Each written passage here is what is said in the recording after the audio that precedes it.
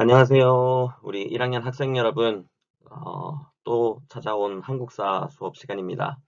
여러분, 이번 주는 다음 기말고사 있기 전 마지막 원격 수업 시간입니다. 그래서 선생님이 기말고사에 나올 만한 그런 중요한 내용들을 이번 시간 한번 정리하면서 여러분들한테 다시 한번 요약 정리해 주고자 이번 시간을 준비했습니다. 그래서 이번 시간 주제는 1학기 원격 수업 요약 정리라는 주제로 한번 수업을 진행할까 합니다. 네, 지난주에 선생님이 나눠 드렸던 요약 정리 프린트물 꺼내시고요.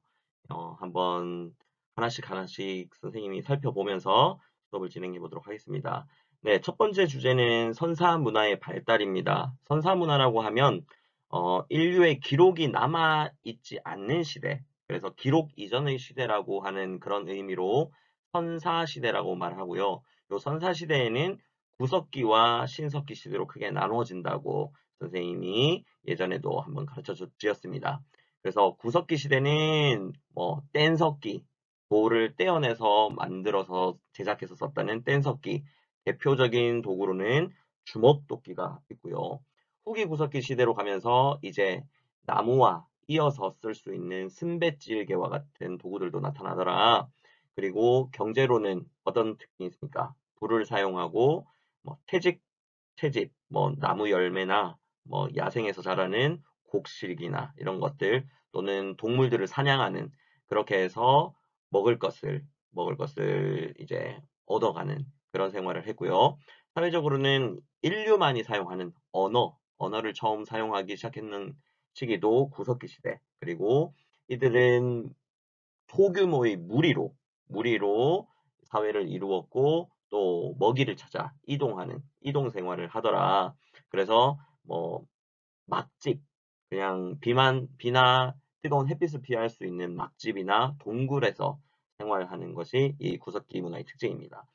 반면에 신석기 시대로 넘어오면서는요, 인류가 뗀석기에서 이제 돌을 직접 갈아서 원하는 모양대로 이렇게 만들어서 쓰는 간석기가 발달하고 또 하나의 특징으로는 신석기 혁명이라 부르는 농경과 목축을 시작하면서 인류가 드디어 식량을 생산하는 생산자의 그런 지위로 이제 한 단계 더 발전하는 모습을 보입니다. 그렇게 되면서 생산한 음식물들을 보관할 수 있는 포기를 만들어 사용하기 시작했고요. 한반도 우리 민족이 살고 있는 요 지역에서는 빗살무늬 토끼가 굉장히 많이 발견되고 있습니다. 그리고 사회적으로는 이제 농경을 시작하게 되면서 더 이상은 이동 생활을 하지 않고 한 곳에 정착하는 정착 생활을 하기 시작했고요. 우리 사회의 규모도 이제 어떻게 됩니까? 좀 더 큰 규모, 씨족과 씨족이 연합하는 부족사회를 이루기 시작했고, 평등한, 여전히 신분이나 계급이 발생하지 않는 평등사회로 신석기 시대가 이제 흘러가고 있다 정도 알아두시면 좋겠습니다. 자, 주제 2번 보시면 계급의 발생과 국가의 출현이라고 나오네요. 네, 요 시대는 바로 청동기 시대를 의미합니다. 청동기 시대가 되면서 신석기 시대부터 발전해 오던 농경이 더욱더 많이 발전하면서 어떻게 됩니까? 생산물의 양도 증가하고 먹고 남은 잉여 생산물이 이제 많이 생기다 보니까 이제 내가 갖고 너가 갖고 이런 사유재산, 개인이 갖는 사유재산이 등장하기 시작합니다. 사유재산을 통해서 여러분 많이 가진 자와 적게 가진 자와 같이 이제 서로의 차이가 발생하기 시작하면서 계급이 이제 나누어지기 시작하더라. 뿐만 아니라 청동기를 통한 이제 활발한 정복 활동이 이루어지죠. 어떤 부족의 땅이 더 좋고 비옥하다, 더 좋은 땅에 산다. 그러면 그 부족과 또 다른 부족이 서로 좋은 땅을 차지하기 위해서 그렇게 또 싸우면서 그렇게 정복 활동이 발생하고 이 정복 활동을 통해서 다시 뭐 지배자 부족과 피지배자 부족으로 나누어지면서 점점 더 계급의 분화가 활성화되는 그런 사회로 접어들게 됩니다. 이 당시에 만들어지는 이 다양한 청동기들이 이제 나타나기 시작하고요. 뿐만 아니라 이런 계급의 분화 과정 속에서 가장 높은 곳에 위치하는 지배자가 등장하게 되면서 이 지배자가 이제 자신의 권력을 이렇게 나타낼 수 있는 그런 거대한 고인돌을 제작하기도 하고요. 이런 모습들이 나타나기 시작하고 이 청동기 시대 가장 두드러진 특징이라고 한다면 바로 국가의 출현입니다. 국가가 출현하면서 이제 우리가 지금 현재도 우리가 살고 있는 이 대한민국이라고 하는 국가, 지금 전 세계에 여러 민족 국가들이 있고 여러 문화의 국가들이 있는데 이런 국가가 언제 처음 출현했나? 바로 청동기 시대에 국가라는 단위가 처음으로 출현했다는 거 알아두시면 되고요. 우리 민족의 최초의 국가라고 한다면 고조선이 있다는 거 여러분 반드시 잘 기억하시기 바랍니다. 그리고 여러분 이 비파형 동검 이 고조선의 영역과 관련된 그런 유물로 비파형 동검과 그다음 뭐 고인돌 이런 것들이 있다는 것도 여러분이 기억하시면 아마 도움이 되실 겁니다. 네, 우리 역사상 최초의 국가 고조선. 여러분, 고조선에 대해서도 여러분 좀 자세하게 알아두셔야 됩니다. 보시면 성립은 어떻게 되십니까? 청동기 시대의 농경 문화를 기반으로 성립했다. 그리고 철기 시대까지도 발전을 하더라. 랴오닝 지방, 요령 지방이라고도 하는데요. 한반도 서북부 일대를 무대로 성장하기 시작했고요. 기원전 7세기에 중국의 고조선의 존재가 알려져 있었다라는 것은 중국의 고문원에 나오는 기록들 때문에 알 수 있습니다. 기원전 4세기에는 이제 철기 문화를 기반하면서 성장하는 모습을 보이더라. 그리고 여러분 중국도 이 당시에 여러 나라들이 등장하고 있었는데 그 가운데 이 고조선과 이렇게 연해서 성장했던 나라였던 연나라, 중국의 7개 강한 나라 가운데 하나였던 연나라와 이 고조선이 서로 대결할 정도로 이 고조선도 강력한 그런 국력을 가진 국가였다는 걸 알 수 있습니다. 기원전 3세기에 뭐 왕위 세습이 이루어지더라. 부왕에서 준왕 그리고 뭐 상대부 장군과 같은 관직이 이제 갖추어져 있다라는 걸 통해서 어느 정도 국가의 형태를 띠고 있음을 우리가 알 수 있죠. 그러다가 여러분 이제 위만조선이라고 하는 왕조가 교체되는 사건이 일어납니다. 기원전 194년쯤에 이 중국이 진한교체기라고 하는 굉장히 혼란스러운 시기에 이 중국 지역에 살고 있던 위만이라는 사람이 이제 고조선으로 그런 혼란을 피해서 넘어왔는데 이 위만이라는 사람이 이제 장군 왕실을 무너뜨리고 자신이 이제 왕조를 새롭게 세우면서 이 시대부터를 우리는 위만조선이라고 부르기도 합니다. 요 위만 같은 경우는 중국에서 넘어올 때 발전한 철기 문화를 이제 많이 가져왔기 때문에 이 왕조를 세운 뒤에는 이제 고조선이 훨씬 더 발전된 철기 문화를 이제 보여주는 모습이 나타나기 시작했고요. 또 이 고조선은 진나라, 이 당시에 한반도 남부 지역에 진이라고 하는 나라가 있었다고 합니다. 그리고 중국이 한이라고 하는 나라로 통일되는데 이 한반도 남부 지역의 진과 중국 한나라 사이에서 중개 무역을 통해서 많은 부를 창출하는 그래서 성장하는 모습을 보였다라는 거 알아두시면 되고요. 그러다가 BC 108년, 109년입니다. 109년. 109년에 한나라의 침입이 이루어졌고 이 침입으로 1년을 버티던 이 고조선이 1년 뒤에 이제 한에 의해서 멸망하게 되면서 이제 고조선의 지역에는 한의 군현이 설치되는 그런 모습이 보이기 시작합니다. 그렇게 해서 이제 우리 민족의 첫 번째 국가가 한나라에 의해서 멸망했다라는 것까지 알아두시면 좋겠고요. 고조선 사회의 모습을 알 수 있는 기록이 있습니다. 그 기록이 바로 팔조법이라고 부르는데요. 팔조법의 내용은 여러분 교과서를 찾아보시면 나오겠고요. 이 팔조법 안에 들어있는 고조선 사회의 모습을 어떻게 알 수 있는가? 다시 읽어보시면 첫 번째, 생명을 중시했음을 알 수 있습니다. 두 번째는 계급이 있음을 알 수 있고요. 세 번째는 농경사회였기 때문에 노동력을 굉장히 중시했음을 알 수 있습니다. 네. 그리고 마지막으로 뭐 남자 중심의 가부장제 사회였음을 여러분들이 유추할 수 있는 내용들로 이루어져 있으니까 요 내용 한번 읽어보시고 어느 부분이 요 내용과 관련되어 있는지 요것도 알아주시면 좋겠습니다. 네, 네 번째 여러 나라의 성장. 이 부분은 이제 초기 국가의 단계에 있던 나라들이 이제 고조선 이후에 다시 등장하는 우리 민족의 국가들입니다. 부여, 고구려, 옥저동의 사만 이렇게 나눠볼 수 있는데요. 각 국가들의 특징을 굉장히 간략하게 선생님이 표로 만들어 놨으니까 요 표를 한번 읽어보시고 여러분 어느 나라가 어디에 있었는지 요거는 교과서 보시면 지도가 나옵니다. 가장 위에 부여 그리고 압록강 지류 쪽에 고구려 그리고 한반도 북동부 쪽에 옥저와 동해가 위치하고 있고 한반도 남부 지역에 삼한이 존재하고 있습니다. 요 지도를 반드시 보시고 지도에 각 국가들의 위치를 파악하시고 이 각 국가들의 특징들을 구분해서 알아놓으시면 좋겠습니다. 따로 읽지는 않겠습니다. 그리고 중앙집권적 영역 국가의 성립, 이 초기 국가들 가운데 이제 고구려, 그리고 위에 보시면 삼한이 있는데 삼한 가운데 마한과 진한이 이제 고구려, 백제, 신라로 발전하는 모습을 보입니다.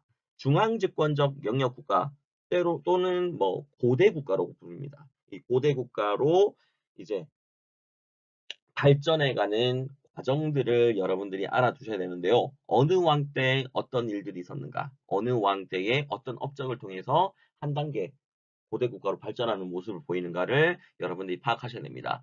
요 첫 번째 도표에 보이시는 거는 이제 일단은 여러분 왕권이 이제 여러 부족장들에게 나눠져 있던 권한을 왕 중심으로 모아서 이제 지도자가 이제 선출이 아니라 독점적으로 세습되어가는 그런 모습을 보이는 그런 상황들이 나타나는 부분들입니다. 그래서 고구려는 태종왕 때 여러분 게르부 고씨가 왕위를 독점적으로 세습해 나가더라. 그래서 이전에는 여러 부족에서 선출해서 왕이 세워졌는데 이 태조왕 때부터는 게르 부족에서만 고씨만 왕위에 오를 수 있도록 그렇게 왕권을 독점 세습하는 모습을 보였고요. 백제 고이왕 때는 일단은 중앙의 관제가 정비되어는 모습들이 나타나더라. 그래서 육좌평이라고 하는 장관들이 이제 세워지고요. 또 계급 신분에 따라 이 관등에 따라 여러분 복색 옷의 관복의 색깔이 정해지는 그렇게 중앙 관제가 정비되어지더라. 고이왕 때고요. 신라 내물왕 때 이제 이전에는 박씨 또는 석씨, 김씨가 서로 돌아가면서 왕위에 올랐다면 이 내물왕 때부터는 경주 김씨만 이제 왕위에 독점적으로 올라가는.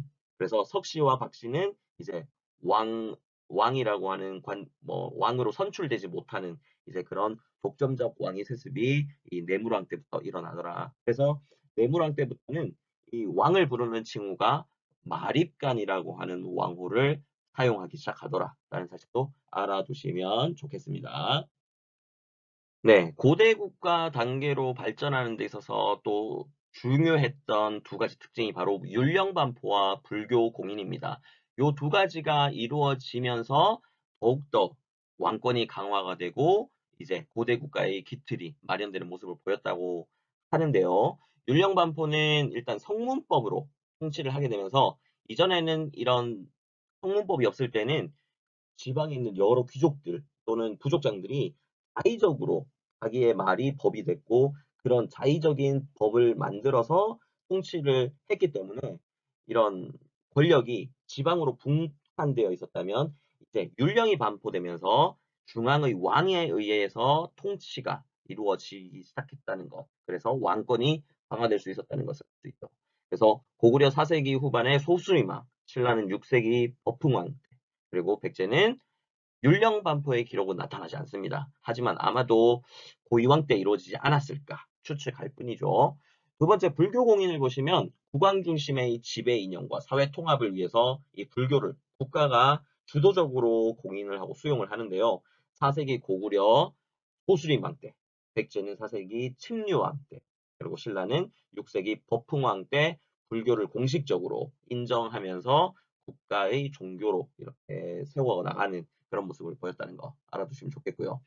이제 사회가 좀 더 커지고 이제 사회가 안정화되기 위해서 신분 제도를 마련하기 시작합니다. 고대 국가들은 그렇게 해서 이 신분 제도를 통해서 질서를 잡아가는 모습을 보이는데 가장 독특한 것이 바로 신라의 골품 제도가 있습니다. 그러면 이 골품 제도는 개인의 신분과 정치적 활동 범위, 그다음 뭐 승진 이런 것들을 딱 그 관등의 신분에 맞게 딱 이렇게 제한해 놓는 그런 신분 제도가 바로 골품제였는데 여러분 골품제의 골품제도 도표가 교과서에 나옵니다.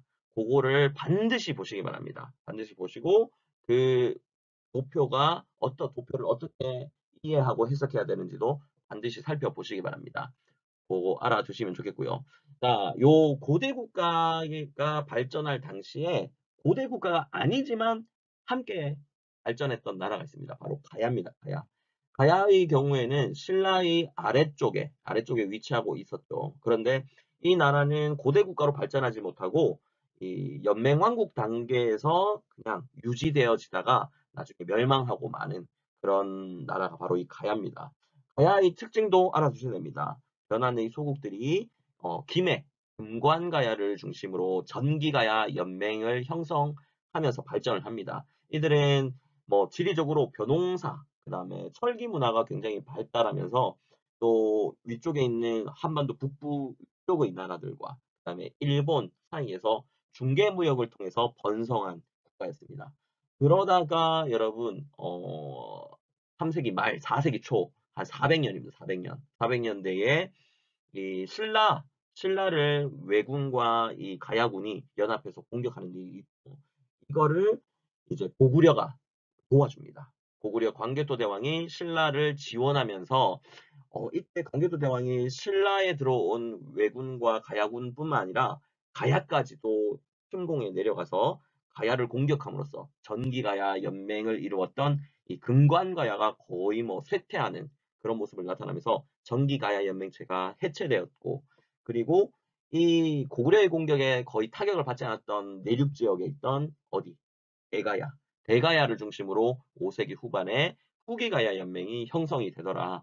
그리고 나중에는 결국 백제와 신라, 고대 국가로 발전한 백제와 신라의 압박에 결국에는 신라에 의해서 6세기에 흡수되어지면서 멸망하더라. 요 전기가야 연맹과 후기가야 연맹, 요 둘과 함께 여러분 이게 바뀌게 된 이유, 고구려의 침입 때문이었다는 것도 알아두시면 좋겠습니다.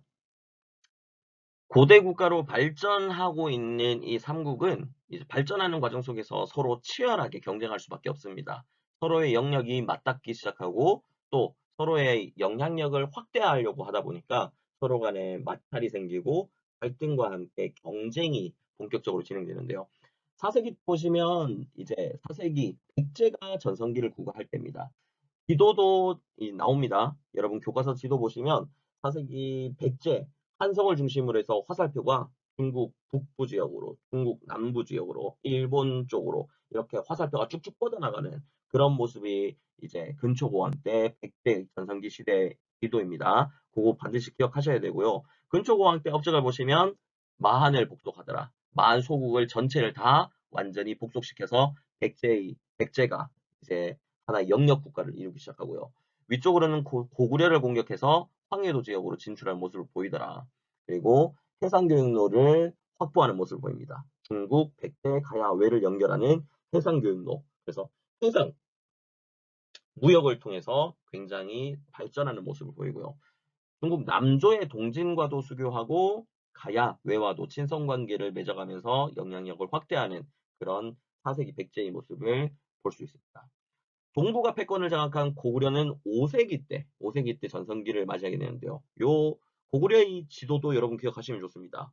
가장 넓은 북방 영토를 가지고 있으면서 화살표가 북방 쪽으로 쭉쭉 뻗어나가고 또 한반도 남부 지역으로도 이렇게 확장하는 모습을 보인다.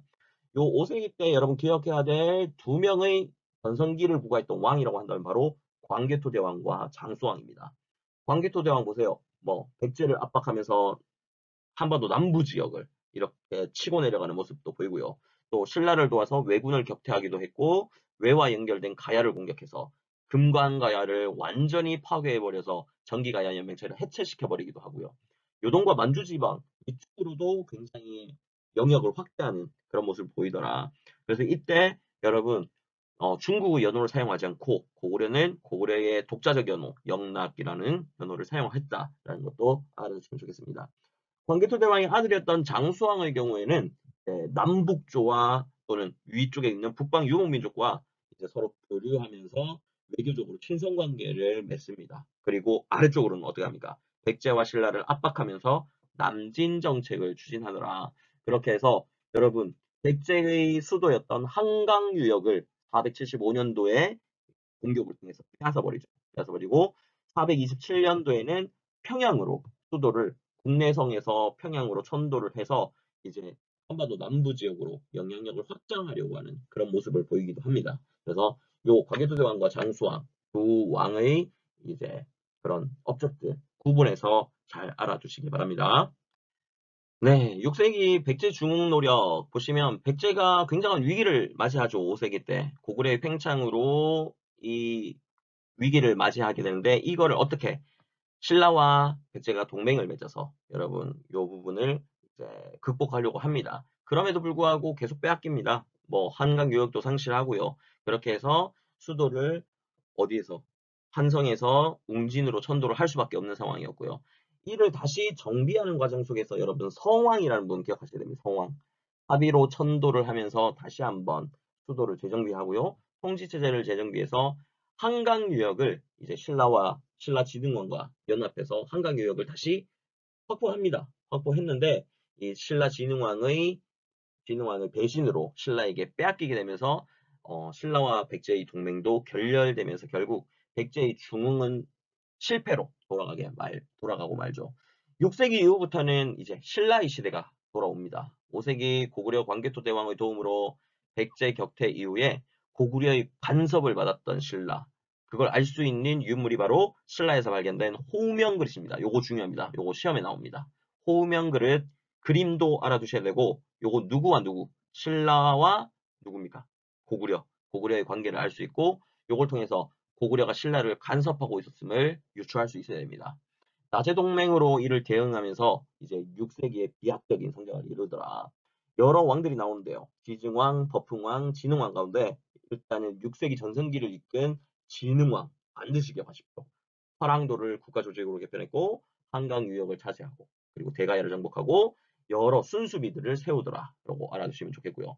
7세기 결국 신라에 의해서 삼국 통일이 이루어지는데 이 신라의 삼국 통일에서 가장 첫 번째가 바로 나당동맹의 결성입니다.